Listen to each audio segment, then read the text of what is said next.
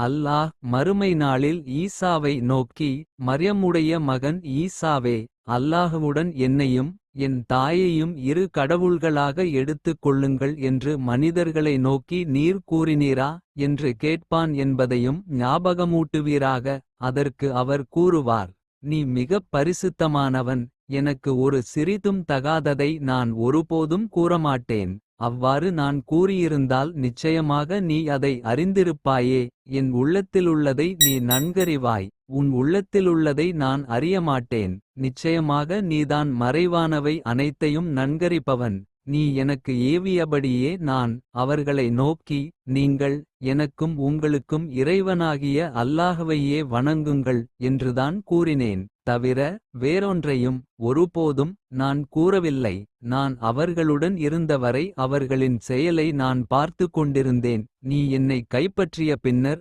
நீதான் அவர்களை கவனித்தவனாக இருந்தாய். அனைத்திற்கும் நீயே சாட்சி. அல் குர்ஆன் 5:116, 117.